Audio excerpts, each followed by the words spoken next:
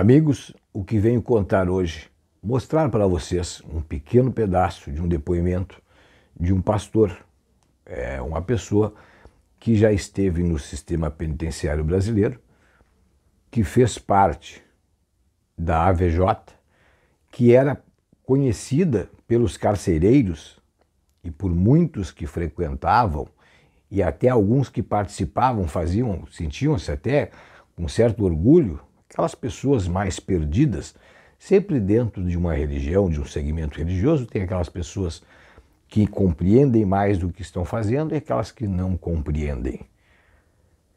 Vou trazer para vocês então agora um áudio para que vocês entendam por que existe tanta confusão, por que tantas pessoas confundiram a AVJ, que é um rito de quimbanda, mas de quimbanda pura, que foi desenvolvido dentro dos presídios.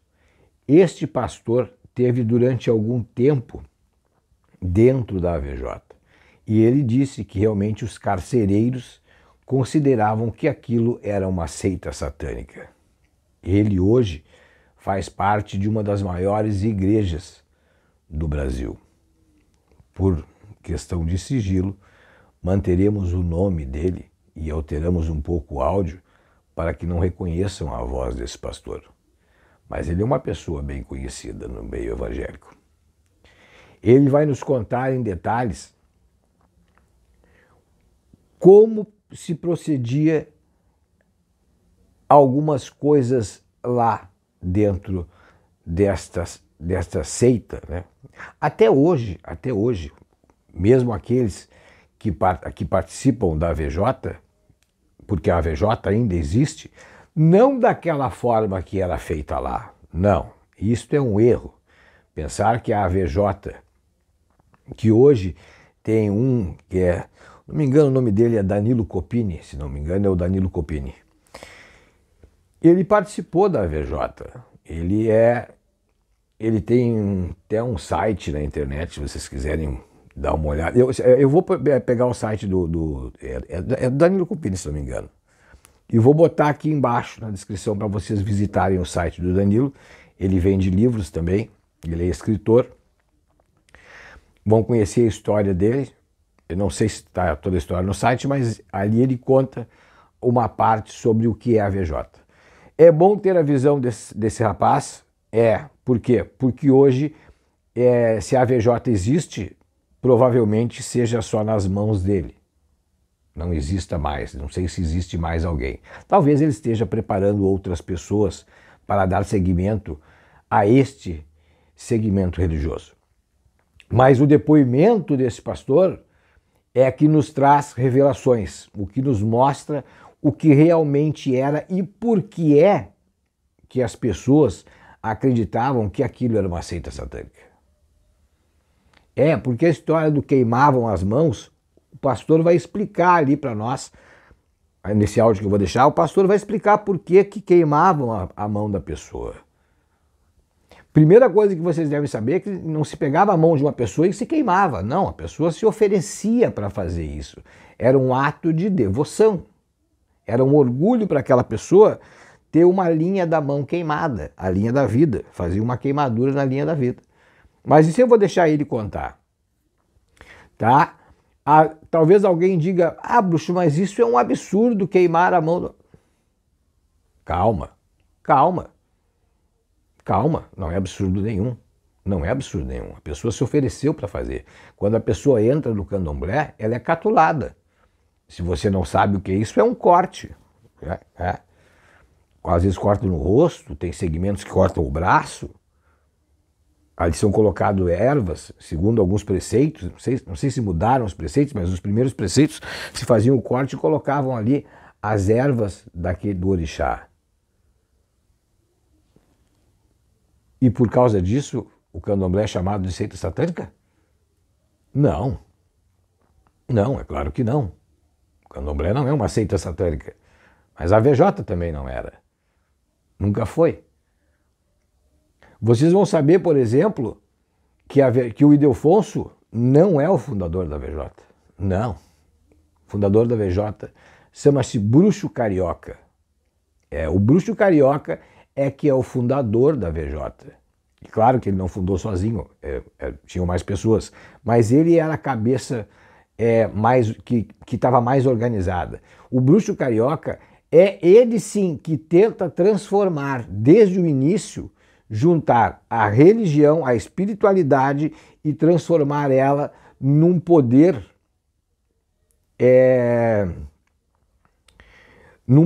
para enfrentar, num poder para enfrentar, por exemplo, o PCC. O PCC não vai chegar depois, tá? Mas ele é que tenta transformar essa religião em uma facção. E o Ildefonso, eu coloquei no meu primeiro vídeo que o Ildefonso é que tinha organizado isso, eu estava errado. Mas eu só posso saber que eu estava errado porque entraram em contato comigo e disseram: não, bruxo, não era assim, não foi assim que aconteceu. Eu digo: mas como é que o senhor sabe? Diz ele: eu sou pastor da igreja evangélica, eu estava lá. Eu me converti lá. Mas antes de me converter, eu participei da VJ, então eu posso lhe dizer exatamente como era. Existem muitos pastores de cabeça aberta, muitos, que consideram que o caminho da espiritualidade não é através de uma única religião. Não. A transformação do ser humano pode se dar através de uma religião, como pode não ser necessário, mas algumas pessoas precisam ter uma religião. Existem pessoas com religião que são boas e que são ruins. Existem pessoas sem religião nenhuma que são boas e que são ruins. O caráter da pessoa, ele pode ser mudado. Talvez o caráter não, mas talvez possa se aprimorar as atitudes e levar essa pessoa para um bom caminho, mostrando para ela aonde estão os erros. E isso que a AVJ fazia. E faz até hoje, não nos mesmos moldes, como mesmo o pastor vai dizer aqui para vocês nesse vídeo, nesse áudio que ele vai deixar aqui, que eu vou deixar aqui para vocês, o pastor vai dizer que isso vai mudar, isso muda.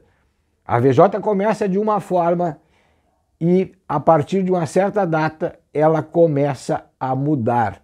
Ou seja, aquela coisa de que enxergavam uma seita violenta, uma seita satânica, aquilo vai se acabando e cada vez ela vai se tornando mais branda e mais aceitável. Porque muita gente não aceitava, porque olhava aquilo com horror. Mas se você olhar para uma pessoa cheia de cortes nos braços, nos rostos, vocês vão encontrar muitos religiosos aí de candomblé cheios de cortes. Aquilo também assusta. Mas como ela disse que é do candomblé, não tem problema.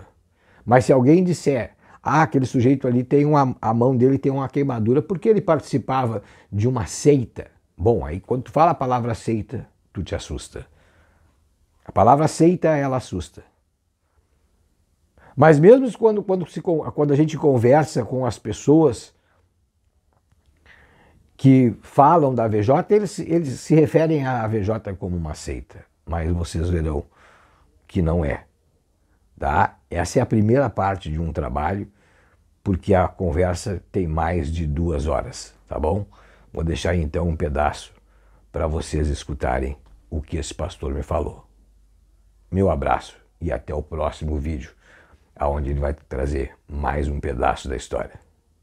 A Exu e Pombagira, porém, a ponteira que se firmava era uma ponteira demoníaca e não uma ponteira ligada a outras religiões. Não tinha não tinha nada disso, sabe? Era só essas ponteiras. Mas como que era cultuado esses deuses?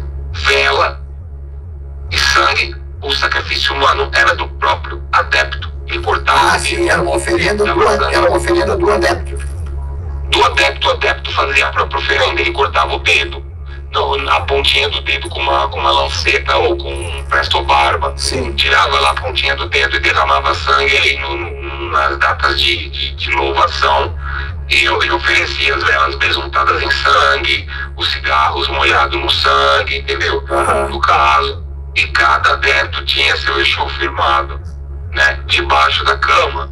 Então se colocava umas chapas de lata nos buracos que tinha na cama para as velas não queimarem o colchão, entendeu? Sim. E você dormia em cima do seu próprio Exu firmado debaixo da sua cama, com o ponto riscado direitinho, com a vela acesa e com a cachaça, porque existia o comércio de cachaça dentro da cadeia. E o charuto que podia entrar, em qualquer unidade podia se entrar um charuto. Claro. Era conversado com o diretor liberava. Existia certas regras, às vezes o diretor falava, olha, eles iam na barbaridade mesmo. Sim. Era uma forma de riscar o chão e falar para os outros caras que eram do PCC que estavam chegando, falando essa palavra assim, olha, com a gente também é perigoso, não são só vocês que são perigosos, a gente vai defender o espaço da gente aqui também e o direito de ter o nosso culto. Sim. Pra você ter ideia, Adriano, a própria Umbanda, que tinha Umbanda dentro do Carandiru, quando você vê aquele documentário Prisioneiro da Máscara de Ferro, por exemplo, não sei se você viu, que aparece um cara incorporado lá com o Exu fazendo um ritual. Aquele ritual ele está sendo feito no espaço da Umbanda do Carandiru. Tá? Então as queimaduras da mão na linha da vida se chamavam pérolas. Então você se fazia uma bolha gigante, não podia passar remédio, não podia ir para enfermaria, tinha que sair naturalmente. O cara ia levar a vida dele normalmente, ia lavar a roupa dele e tal, ia furar a bolha, ia sentir dor, Sim. mas vai ter uma hora que ele ia cortar aquele pedaço de bolha, ia colar no caderno como se fosse uma espécie de data, como se fosse um rito de passagem, entendeu? Não tinha catulagem de corpo, nada disso. Quando o cara recebia o sacerdócio, era queimado no peito dele um pentagrama de 5 pontas, tá entendendo? Que também a partir de 1999, tá, e para 2000, eles não queimavam mais, não se fazia mais esse ritual. A perda do dedo,